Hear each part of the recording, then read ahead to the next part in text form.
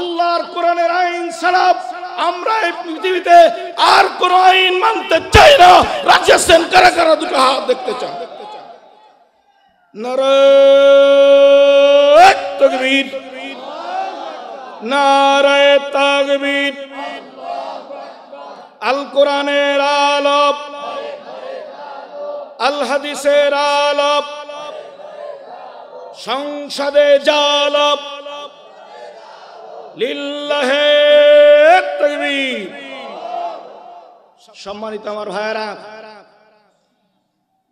আমার হাতে একটি স্লিপ এসেছে। হয়তো আমার কথায় কেউ কোনো গন্ধ খুঁজে পাচ্ছেন। 17টা বছর পর্যন্ত কেউ স্লিপ দেওয়ার সাহস পায় নাই। দ্বিতীয়বার স্বাধীনতার এই বাংলাদেশে স্লিপ দেওয়ার জন্য আপনার সাহস কোথা থেকে জন্ম হলো? আওয়াজ করে বলুন তো, ঠিক কিনা? লিখেছেন হেদায়েতের আলোচনা। আমি কি হেদায়েতের বাইরে আলোচনা করেছি? কিসের কথা বলেছি? কথা বলেন না কেন? আপনাদেরকে জবাব দিতে হবে কিসের কথা বলেছি। আমার ভাইরা, দীর্ঘ দেড় যুগ ধরে বাংলাদেশের মুসলমানদের উপরে এক জগদ্দল পাথর চাপ চেপে বসেছিল। যেই জগদ্দল পাথরের কারণে মুসলমানেরা আমরা আল্লাহর কোরআন থেকে দূরে ছিলাম। আওয়াজ করে কথা বলতে হবে, কথা ঠিক কিনা? আমার ভাইরা, বাড়িতে লেগেছে আগুন। বাড়িওয়ালা চিৎকার করছে, কে আছো? আমাকে বাঁচাও, আমার ঘর আগুনে জ্বলে গেল, পুড়ে গেল। এমন সময় রাস্তার পাশ দিয়ে যাচ্ছিল একজন তুষওয়ালা ব্যান বোঝাই করে নিয়া চিন্তা করলো, আমাকে ডাকছে, কে কোথায় আছো? যা কিছু দিয়ে পারো আমাকে বাঁচাও, আমাকে বাঁচাও। আগুন নিভাবার জন্য তুষবর্তী ব্যান আলাপ, তুষবর্তী ব্যান নিয়ে আগুনের মধ্যে ঢেলে দিল। আমার ভাইরা বলুন তো, আগুন জ্বলবে না নিভবে? আওয়াজ করে বলতে হবে। আবার আওয়াজ চলে গেল। একজন পাটওয়ালার কানে ট্রাক ভর্তি পাট নিয়ে যাচ্ছিল। আওয়াজ পাওয়ার পরে ট্রাক ভর্তি পাটগুলোকে আগুনের মধ্যে ফেলে দিল। বলুন তো, আগুন জ্বলবে না নিভবে? আরো জোরে বলুন। আরেকজন গাড়িওয়ালা যাচ্ছিল তেল ভর্তি ট্রাক ভরে নিয়ে, চিন্তা করলো, বাড়িওয়ালা চিৎকার করছে বাঁচাও বাঁচাও বলে। কি দিয়ে বাঁচাবো? আমার কাছে আছে তো শুধুমাত্র তেল। তেলগুলো আগুনের মধ্যে ঢেলে দিল। আমার ভাইরা বলুন তো, আগুন জ্বলবে না নিভবে? আমার ভাইরা, আগুন নিভাবার জন্য তুষ উপযুক্ত নয়, আগুন নিভাবার জন্য পাটখড়ি উপযুক্ত নয়, পাট উপযুক্ত নয়, আগুন নিভাবার জন্য তেল উপযুক্ত নয়, আগুন নিভাবার জন্য দরকার পানি। আওয়াজ করে বলুন, কথা ঠিক কিনা? আজকে আমাদের সমাজের বুকে যে আগুন ধাও ধাও করে জ্বলছে, এই আগুন নিভাবার জন্য আমরা কেউ লেলিনের কাছে দৌড়াচ্ছি। লেলিন আমাদেরকে সমাজের আগুন বন্ধের জন্য নীতিমালা দাও। কালমার্সের কাছে দৌড়াই, আব্রাহাম লিঙ্কনের কাছে দৌড়াই, সমাজতন্ত্রের কাছে দৌড়াই, জাতীয়তাবাদের দিকে দৌড়াই, ধর্মনিরপেক্ষতার দিকে দৌড়াই। কিন্তু যেখানে যাই না কেন, কেউ আমাদের এই সমাজের মধ্যে যে আগুন জ্বলছে, এই ধাও ধাও করা আগুন বন্ধ করতে পারছে না। আওয়াজ করে বলুন, কথা ঠিক কিনা? আমার ভাইয়েরা, আগুন নিভাবার জন্য যেমন পানির প্রয়োজন, গোটা পৃথিবীর মধ্যে যে আগুন ধাও ধাও করে জ্বলছে, এই আগুন নিভাবার জন্য শুধুমাত্র কেবলমাত্র একমাত্র একটা আইন দরকার। সেই আইনের নাম কি? আরো জোরে বলুন, নাম কি? ওই আল্লাহর কোরআনের আইন ব্যতীত সমাজের যে আগুন ধাউ ধাউ করে জ্বলছে, এই আগুন অতীতে নিবানো সম্ভব হয়নি, বর্তমানও সম্ভব হবে না, ভবিষ্যতেও সম্ভব হওয়ার কোনো সম্ভাবনা। অতএব আজকের এই মাহফিল থেকে উদাত্ত আহ্বান করতে চাই, গোটা পৃথিবীর ময়দানে যে অন্যায়, অত্যাচার, জুলুম, নিষ্পেষণের স্টিম রোলার চলছে, এই অন্যায় থেকে মুক্ত করতে গেলে আল্লাহর কোরআনের বিকল্প কোনো রাস্তা নাই, কোনো রাস্তা নাই, কোনো রাস্তা নাই। আওয়াজ করে বলুন তো ঠিক কিনা? সম্মানিত আমার ভাইরা, এই আল্লাহর কোরআন দিয়া বিশ্বনবী মুহাম্মদুর রাসূলুল্লাহ সাল্লাল্লাহু আলাইহি ওয়াসাল্লাম পৃথিবীর মধ্যে অন্যায়ের অমানিসাগুলো দূর করেছিলেন এই কোরআনের আইন দিয়া। আজকে আমার ভাইরা, আমরা সেই আল্লাহর আইনকে বাদ দিয়া নিজেরা আইন তৈরি করে আল্লাহর জায়গায় নিজেদেরকে প্রতিস্থাপিত করতে চাই। সম্মানিত আমার ভাইরা, আজকে আমরা নিজেরা আল্লাহর আইন মানি তো নাই, বরং আল্লাহর আইনের জায়গায় আল্লাহর আইনকে লঙ্ঘন করে মানবরচিত আইন দিয়া আমাদের দেশ এবং সমাজকে চালাবার জন্য চেষ্টা করেছি। স্বাধীনতার পর থেকে পর্যন্ত আমরা চেষ্টা করে দেখেছি, একবার স্বাধীনতা অর্জন করার পরও আমরা পরাধীন হয়েছিলাম। আওয়াজ করে বলুন কথা ঠিক কিনা? আমার ভাইরা, গত 5ই আগস্টে বাংলাদেশ আবার যখন দ্বিতীয়বার স্বাধীনতা অর্জন করলো, এই দ্বিতীয় স্বাধীনতা অর্জনের পরে আমরা যদি আবারও মানব রচিত আইনের দিকে দৌড়াই, আমরা কখনো শান্তি পাবো না।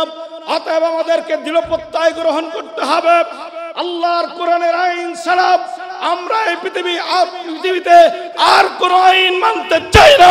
রাজি আছেন? কারা কারা দুটো হাত দেখতে চাই? নারায়ে তাকবীর, নারায়ে তাকবীর। আল কোরআনের আলো, আল হাদিসের আলো, সংসদে জালো, লিল্লাহে তাকবীর। সম্মানিত আমার ভাইরা, একটু জিকির করুন, লা ইলাহা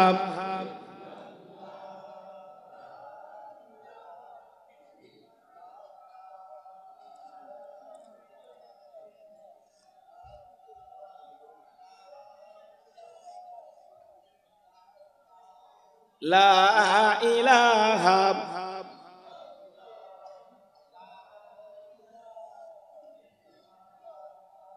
লা ইলাহা ইল্লাল্লাহ মুহাম্মাদুর রাসূলুল্লাহ। সম্মানিত আমার ভাইরা, আমার হাতে একটি স্লিপ এসেছে। হয়তো আমার কথায় কেউ কোনো গন্ধ খুঁজে পাচ্ছেন। 17টা বছর পর্যন্ত কেউ স্লিপ দেওয়ার সাহস পায় নাই। দ্বিতীয়বার স্বাধীনতার এই বাংলাদেশে স্লিপ দেওয়ার জন্য আপনার সাহস কোথা থেকে জন্ম হলো? আওয়াজ করে বলুন তো ঠিক কিনা? লিখেছেন হেদায়েতের আলোচনা। আমি কি হেদায়েতের বাইরে আলোচনা করেছি? কিসের কথা বলেছি? কথা বলেন না কেন? আপনাদেরকে জবাব দিতে হবে কিসের কথা বলেছি। আমার ভাইরা, মোবাইল কিনতে যান বাজারে, দোকানদারের কাছ থেকে মোবাইল কেনার পরে ওই মোবাইলের বাক্সার মধ্যে একটা ক্যাটালগ থাকে। কথা বলেন না কেন? আপনারা কথা না বললে আলোচনা শেষ করে দিব। ক্যাটালগ থাকে কি থাকে না? আমার ভাইরা, ওই ক্যাটালগে যে আইন, যে কানুন আছে, ওই আইন, ওই কানুনের বাইরে যদি কেউ মোবাইল চালায়, মোবাইল চলবে না নষ্ট হবে? আরো জোরে বলতে হবে। আপনার আমার স্রষ্টাকে আরো জোরে বলুন। আল্লাহ তাআলা পৃথিবীতে বান্দা সৃষ্টি করার পরে আল্লাহ মনে হয় কোনো ক্যাটালগ দেয়নি। কথা বলেন না কেন? সেই ক্যাটালগের নাম কি? ওই আল্লাহর ক্যাটালগের আল কোরআন বাদ দিয়ে যদি কেউ হেদায়েত খুঁজতে চায়, আল্লাহর কসম করে বলি কোরআন হাতে নিয়ে ওই আল্লাহর কোরআনকে বাদ দিয়ে যদি কেউ হেদায়েত খুঁজতে চায়, ও হেদায়েতের নামে গোমরাহ। আজকে আমরা মনে করেছি বাবাকে ধরলে হেদায়েত পাবো, আজকে মনে করেছি পীরকে ধরলে হেদায়েত পাবো, আজকে মনে করেছি নেতার গোলামি করলে হেদায়েত পাবো। কিন্তু হেদায়েতের রাস্তা কোথাও নাই। হেদায়েতের রাস্তা শুধুমাত্র কেবলমাত্র একটাই, সেই রাস্তার নাম আল কোরআন। আওয়াজ করে বলতে হবে, নাম কি? সম্মানিত আমার ভাইয়েরা, এসেছি আল্লাহর কোরআন থেকে কথা বলতে।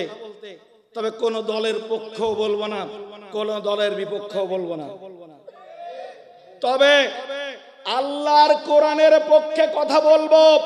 যদি কারো গায়ে লাগে, কোন দলের গায়ে লাগে, এক্ষেত্রে আমার কোন করার কিচ্ছুই নাই, কারণ আমি আল্লাহর কোরআনের গোলামি করতে এসেছি।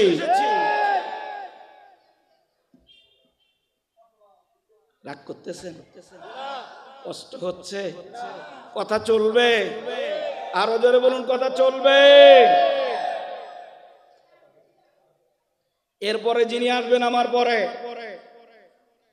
বাংলাদেশের তাফসীর জগতের উজ্জ্বল নক্ষত্র, সারা পৃথিবীর বাংলা ভাষাভাষীদের হৃদয়ের স্পন্দন, আল্লামা দেলাওয়ার হোসাইন সাঈদী সাহেবের প্রতিষ্ঠিত খুলনা দারুল কোরআন সিদ্দিকা কামিল মাদ্রাসার আল্লামা সাঈদীর স্নেহধন্য দোয়াপ্রাপ্ত সেই ব্যক্তি যিনি আজকে আমার পরে কথা বলবেন, আলহাজ হযরত মাওলানা মনিরুজ্জামান। আল্লাহু আকবার বলেন। রাজি আছেন শুনতে? আমার ভাইয়েরা, আজকে দুই বাগেরহাট এক জায়গায়, আমিও বাগেরহাটের। আমার বড় ভাইও কোথায়? আরো জোরে বলেন। রাগ করতেছেন আপনারা? সম্মানিত আমার ভাইয়েরা, কান খাড়া করুন। আমরা কেউ বা মনে করেছি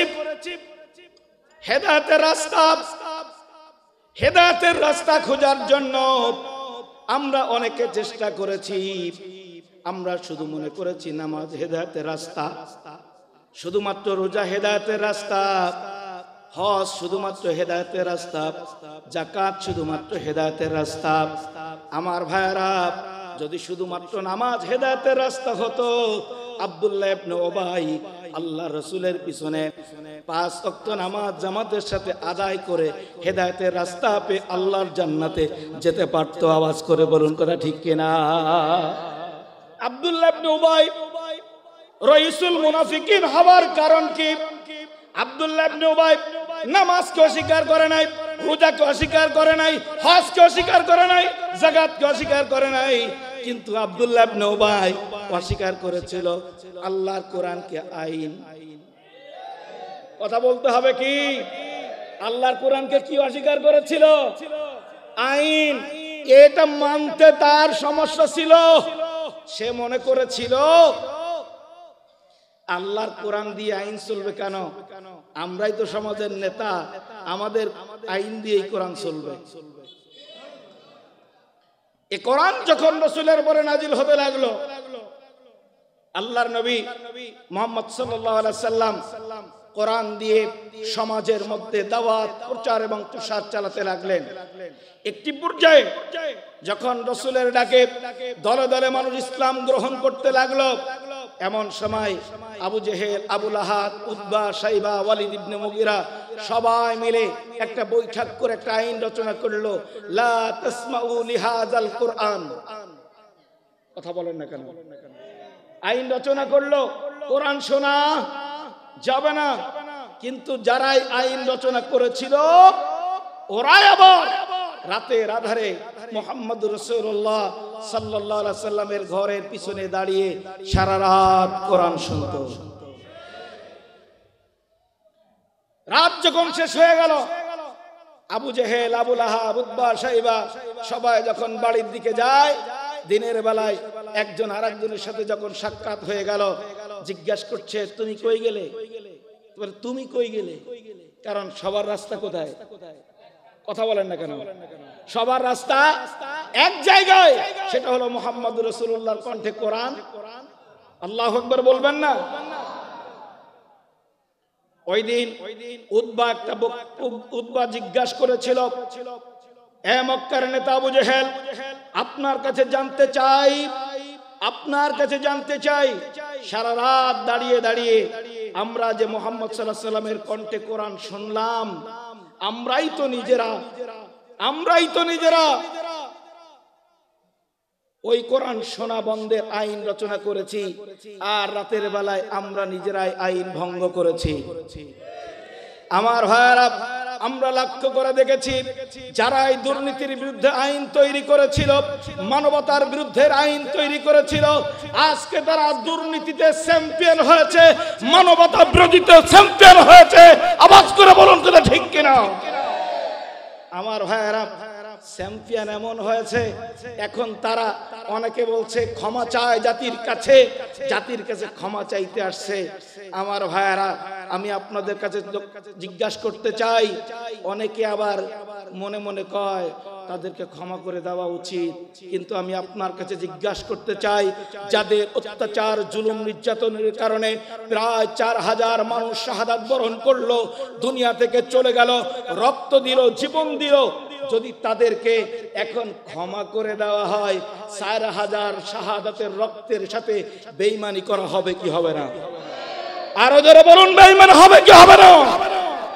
অতএব যতদিন পর্যন্ত এই শহীদদের রক্তের দ্বারা অর্জিত এই স্বাধীন বাংলাদেশে আল্লাহর কোরআনের পতাকা পথ করে না উড়বে, ততদিন পর্যন্ত কোন জালিমকে ক্ষমা করা হবে না। সম্মানিত আমার ভাইরা, বলতেছিলাম উতবা একটা বক্তব্য দেওয়ার পরে আবু জেহেল বলল, উতবা তুমি আমার কাছে জানতে চেয়েছো সারা রাত দাঁড়িয়ে দাঁড়িয়ে যে কোরআন শুনলাম এটি মুহাম্মদ সাল্লাল্লাহু আলাইহি ওয়াসাল্লামের বানানো কিনা? এমন সময় আবু জেহেল বলল যে এটা মুহাম্মাদের বানানো না, এটা মহান রব কাবার মালিক আল্লাহর পক্ষ থেকে নাজিল করা কোরআন। আরো জোরে বলুন আল্লাহু আকবার। সেদিন উতবা জিজ্ঞাসা করলো, নেতাজি সারা রাত মুহাম্মদ সাল্লাল্লাহু আলাইহি ওয়াসাল্লামের কণ্ঠে যে কোরআন শুনেছি, ওই কোরআন যদি আল্লাহর কিতাব হয়, তাহলে ওই কোরআন মানতে আমাদের সমস্যা কোথায়? আবু জেহেল সেই দিন বলেছিল সমস্যা একটা জায়গায়। জোরে বলেন কয় জায়গায়? কি সেটা? আবু জেহেল সেদিন বলেছিল, আবু জেহেল সেদিন ডাক দিয়ে বলল, আমরা হলাম মক্কার নেতা, মঞ্চে উঠে দিয়ে সত্য মিথ্যা বক্তৃতা, জনগণ বাধ্য হয়ে শুনে আমাদের কথা। আজ থেকে যদি মেনে নি মুহাম্মাদের কথা, আগামীকাল থেকে মুহাম্মদ হবে সমাজের নেতা, আর আমাদের কপালে জুটবে জুতা। আমার ভাইয়েরা, আজকে যারা আল্লাহর কোরআনের কথা বললে, আল্লাহর কোরআনের আইনের কথা বললে যাদের গায়ের মধ্যে জ্বালা হয়, যন্ত্রণা হয়, আর তারা মনে করে এটা রাজনীতি। আমার ভাইয়েরা, আমি তাদের কাছে বিনয়ের সাথে প্রশ্ন করতে চাই, কেন আপনার কাছে রাজনীতির মনে হয়? আপনি কি কোরআনকে আল্লাহর কালাম মনে করেন না? জিজ্ঞেস করলে বলবে হ্যাঁ, কোরআনকে আল্লাহর কালাম মনে করি, কিন্তু কোরআন আল্লাহর কালাম ঠিক, কিন্তু রাজনীতির জায়গায় বসানো ঠিক না। মসজিদের ইমাম যখন মেম্বারে বসে যখন কোরআন দিয়ে কথা বলে, তখন বলে ইমাম সাহেব হুজুর রাজনীতি করবেন না, আপনি আছেন একটা এমন একটা জায়গায় বসা, সবার ইমাম আপনি। কিন্তু আমার ভাইয়েরা, আমি আপনাদের কাছে প্রশ্ন রাখতে চাই, বলুন তো মুহাম্মদুর রাসূলুল্লাহ সাল্লাল্লাহু আলাইহি সাল্লাম মসজিদের ইমাম ছিলেন কি ছিলেন না? সমাজের ইমাম ছিলেন কি ছিলেন না? রাষ্ট্রের ইমাম ছিলেন কি ছিলেন না? অতএব আমরা আজকে মসজিদের ইমামকে শুধু মসজিদের ইমাম মনে করি, যতদিন পর্যন্ত মসজিদের ইমামকে সমাজের ইমাম, রাষ্ট্রের ইমাম মনে করতে না পারবো, ততদিন পর্যন্ত এই সমাজের মধ্যে শান্তি আসবে না। আওয়াজ করে বলুন কথা ঠিক কিনা? এই কথা বললে আমাদের সমস্যাটা এটা, আমরা মনে করি সব তো হুজুররাই পালো। কথা বলেন না কেন? সব কোথায় যায়? হুজুরদের কাছে সব চলে যায়, আমাদের কাছে? আমার ভাইয়ারা, লম্বা কথা নয়, তেলাওয়াত করেছি সূরা আহজাবের একটি আয়াতে কারিমা। জোরে বলেন কোন সূরা? সবাইকে বলতে হবে। সূরা আহজাব আয়াত নাম্বার 21। জোরে বলেন কত? আরো জোরে বলুন। কি মুসলমানের মতন বুক ফোলায় বলুন তো, সূরা আহজাবের আয়াত নাম্বার কত? সূরা আহজাবের 21 নম্বর আয়াতে কারিমা তেলাওয়াত করেছি। আল্লাহ তাআলা বলছেন, লাকাদ কানা লাকুম ফি রাসূলিল্লাহি উসওয়াতুন হাসানাহ। তোমাদের জন্য শুধুমাত্র, কেবলমাত্র, একমাত্র গ্রহণযোগ্য, গ্রহণীয়, অবশ্যই পালনীয় একটি আদর্শ হলো নবী মুহাম্মদুর রাসূলুল্লাহ সাল্লাল্লাহু আলাইহি সাল্লামের মাঝে। কার মাঝে? মুহাম্মদ সাল্লাল্লাহু আলাইহি সাল্লামের মাঝে। আমার ভাইয়েরা, এই পৃথিবীতে যত আদর্শ দেখি আমরা, কেউ বা দেখি বাবার আদর্শ। আজকে আওয়ামী লীগের ভাইদের কাছে প্রশ্ন রাখি, আওয়ামী লীগের ভাইয়েরা যখন বক্তৃতা দেন, আওয়ামী লীগের ভাইদের বক্তব্য হলো জাতির পিতা বঙ্গবন্ধু শেখ মুজিবুর রহমানের আদর্শ প্রতিষ্ঠা করতে হবে। কথা বলেন না কেন? বিএনপি ভাইয়েরা বলেন শহীদ স্বাধীনতার ঘোষক শহীদ জিয়া রহমানের আদর্শ প্রতিষ্ঠিত করতে হবে। জাতীয় পার্টির ভাইয়েরা বলেন হুসাইন মোহাম্মদ ইরশাদ আমাদের চাচা, তার আদর্শ প্রতিষ্ঠা করতে হবে। আমার ভাইয়েরা, অথচ আল্লাহ তাআলা কোরআনুল কারীমের মধ্যে বলেন আদর্শ যদি গ্রহণ করতে হয়, একজনের আদর্শ গ্রহণ করবে, তিনি কে? না মুহাম্মাদুর। সবাই বলেন মুহাম্মাদুর। আপনি নামাজ পড়বেন, নামাজটা যদি রাসূলের আদর্শ মোতাবেক না হয়, নামাজ হবে? কথা বলেন না কেন? নামাজ হবে না। রোজা রাখবেন, মুহাম্মদুর রাসূলুল্লাহর আদর্শ ব্যতীত রোজা রাখলে রোজা হবে। হজ করবেন, মুহাম্মদ সাল্লাল্লাহু আলাইহি সাল্লামের আদর্শ ব্যতীত যদি হজ করেন, হজ হবে। কেন? শুধু টাকা আমার, টাকা আমার টাকা দিয়ে মক্কায় যাব, হজ করব, আমার হজ হবে না কেন?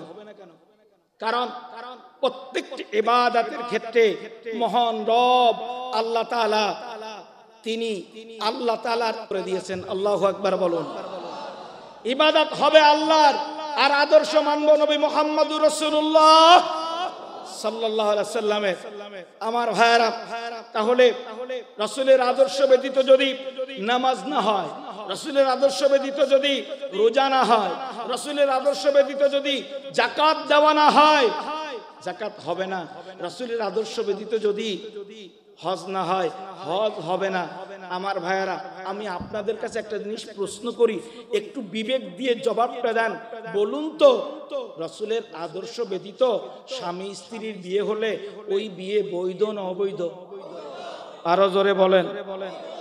আর অবৈধ পন্থায়, অবৈধ বিবাহের মাধ্যমে, সম্পর্কের মাধ্যমে যদি পৃথিবীতে কোনো সন্তান আসে, ওই সন্তান বৈধ না অবৈধ? অবৈধ সন্তানকে কোরআনে একটি শব্দ দিয়ে বিশেষিত করা হয়েছে, জানিম। জানিম মানে জারজ। কথা বলেন না কেন? তাহলে বিয়ে যদি রাসূলের তরিকায় না হয়, সন্তান হয় জারজ। আমার ভাইয়েরা, একটা কথা ভালো করে স্পষ্ট করে আজকে বলে যায়, রাসূলের তরিকায় নামাজ না হলে নামাজ হয় না, রাসূলের তরিকায় হজ না করলে হজ হয় না, রাসূলের তরিকায় বিয়ে না করলে বিয়ে হয় না, রাসূলের তরিকায় যাকাত না দিলে যাকাত হয় না। আমার ভাইয়েরা, রাসূলের তরিকায় রাজনীতি না করলে রাজনীতি হয়। আপনাকে কে বলেছে? কি আপনাদের জবাব নাই? কে বলেছে আপনাকে? আপনি রাসূলের তরিকা বাদ দিয়ে রাজনীতি করেন, ওই রাজনীতি করার অধিকার আসমান আর জমিনের নিচে মহান আল্লাহ আপনাকে দেয় নাই, আপনাকে দেয় নাই, আপনাকে দেয় নাই। আওয়াজ করে বলুন কথা ঠিক কিনা? সম্মানিত আমার ভাইয়েরা, বলবেন হুজুর এত কড়া কথা কন কেন? কারণ কড়া কথা এজন্য বলি, এই কড়া কথা বলেছিলেন মুহাম্মদ রাসূলুল্লাহ সাল্লাল্লাহু। এই কড়া কথা বলার কারণে রাসূল উহুদে মার খেয়েছেন, তায়েফে রক্ত ঝরিয়েছেন। আমার ভাইয়েরা, রাসূল যদি মিষ্টি মিষ্টি কথা বলতেন, রাসূল উহুদে মার খাইতেন না, তায়েফে রক্ত দেওয়া লাগতো না, পেটে পাথর বাঁধা লাগতো না। আমার ভাইয়েরা, রাসূলের জীবনী বললে কান্নায় চোখ ভেসে যায়, আমাদের চোখ থেকে অশ্রু প্রবাহিত হয়, কিন্তু ওই রাসূলের আদর্শের কথা বললে আমাদের গায়ে জ্বালা ওঠে। আমার ভাইয়েরা, মনে রাখবেন, যারা আমার নবীকে আদর্শ মানতে পারে না, যারা বঙ্গবন্ধুকে আদর্শ মানবে, যারা জিয়াউর রহমানকে আদর্শ মানবে, যারা চাচা ইরশাদকে আদর্শ মানবে, যারা লেনিনকে আদর্শ মানবে, যারা কালমাসকে আদর্শ মানবে, যারা মাওসেতুংকে আদর্শ মানবে, যারা ধর্মনিরপেক্ষতাকে আদর্শ মানবে, যারা কমিউনিজমকে আদর্শ মানবে, যারা জাতীয়বাদকে আদর্শ মানবে, আমার নবীকে বাদ দিয়া যারা এগুলোকে আদর্শ মেনে নিবে, স্পষ্ট ভাষায় বলে যায় ওরা একটাও আল্লাহর জান্নাতের দলের লোক না, একটাও জান্নাতের দলের লোক না। জান্নাতের দলের লোক হবে তারা রাসূলকে আদর্শ মানবে যারা। আওয়াজ করে বলুন আল্লাহু আকবার, আরো জোরে বলুন আল্লাহু আকবার। ওই রাসূলকে আদর্শ মানতে রাজি আছেন কারা কারা? দুটো হাত লিখতে চাই। নারে তাকবীর। আমার নেতা, তোমার নেতা, বিশ্বনবী মুস্তাফা। সম্মানিত আমার ভাইরা, আসুন, ওই নেতাকে আদর্শ মানতে পারবে কারা? আল্লাহ তাআলা বলছেন, লিমান কানা ইয়ারজুল্লাহ,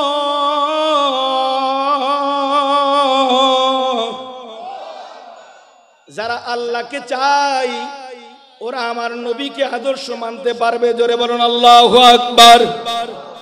যারা আল্লাহকে চাই তারা নবীকে আদর্শ মানতে পারবে। আমার ভাইয়েরা, আমরা কাকে চাই? আরো জোরে বলুন। আল্লাহকে চাই, আল্লাহর সন্তুষ্টি চাই, আল্লাহর জান্নাত চাই, আল্লাহর বান্দা হয়ে, আল্লাহর গোলাম হয়ে, আল্লাহর রাস্তায় জীবনটাকে বিলিয়ে দিয়ে আল্লাহর জান্নাত পেতে চাই। আওয়াজ করে বলুন, কথা ঠিক কিনা? আমার ভাইয়েরা, বলুন তো, ওই রংপুরের আবু সাইদ রক্ত দিয়েছে, জীবন দিয়েছে কার সন্তুষ্টির জন্য? কারণ জালিমদেরকে মুক্ত করে একটি সুন্দর সমাজ বাংলার জমিনে উপহার দেওয়ার জন্য রক্ত দিল।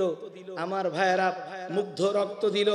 আমার ভাইয়েরা, যারা রক্ত বিসর্জন দিল, আমরা যদি আজকে সেই জালিম মুক্ত একটি সমাজ যদি তৈরি করতে না পারি, কাল কিয়ামতের ময়দানে আবু সাইদ যদি দাঁড়ায় বলে, ও শরিয়াতপুরের ডামুড্ডার মুসলমানেরা, রক্ত দিয়ে তোমাদেরকে উন্মুক্ত ভাবে কথা বলার স্বাধীনতা তোমাদেরকে দিয়েছিলাম, তোমরা কেন আল্লাহর কোরআন দিয়ে কথা বলো নাই আর আল্লাহর কোরআনের আইনের পক্ষে দাঁড়াও নাই? কিয়ামতের ময়দানে জবাব দেওয়ার জায়গা থাকবে। আরো জোরে বলুন। আল্লাহ রাব্বুল আলামিন বলেন, লিমান কানা ইয়ারজুল্লাহ,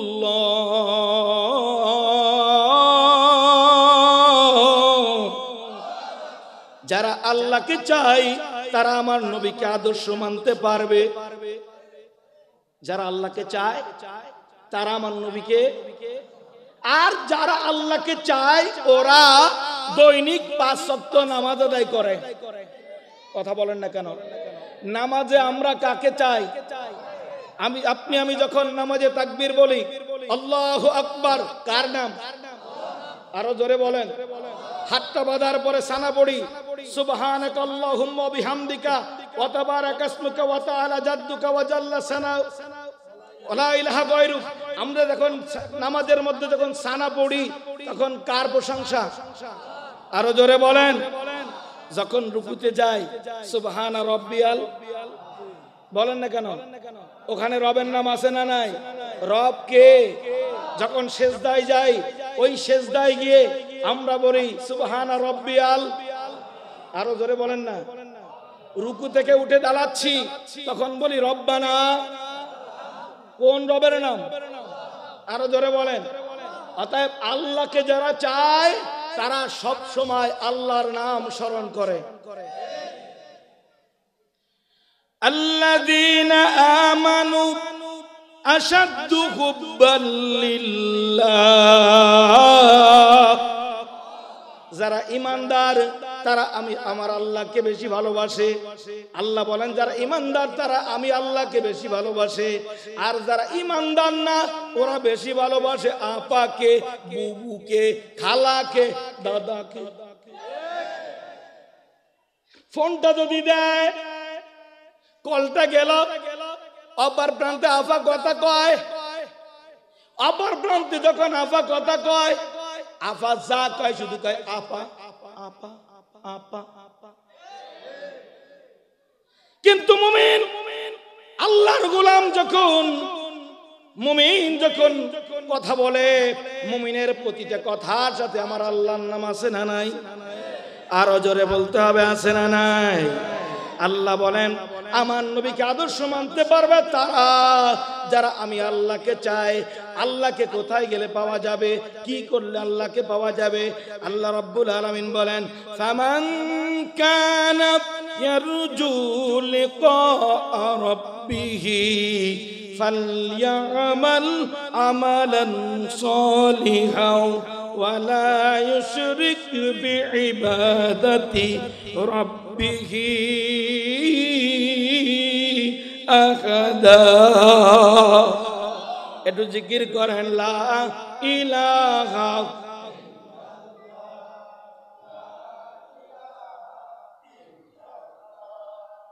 আরো জোরে লা ইলাহা। গরম গরম করে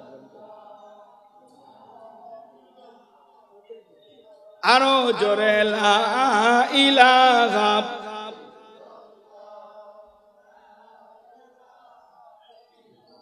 আল্লাহকে ডাক রে বান্দা, আল্লাহকে ডাক। আল্লাহকে ডাকতে ডাকতে জীবন চলে যায়। ঠিক কিনা জোরে বলেন? আল্লাহকে ডাক রে বান্দা, আল্লাহকে ডাক। আল্লাহকে ডাকতে ডাকতে জীবন চলে যাক। যখন তোমার কেউ ছিল না তখন ছিলেন যিনি, এখন তোমার সব হয়েছেন পর হয়েছেন তিনি। সেই আল্লাহকে ভুলো না কবু জীবন থাকার যাক। আল্লাহকে ডাক রে বান্দা, আল্লাহকে ডাক। লা ইলাহা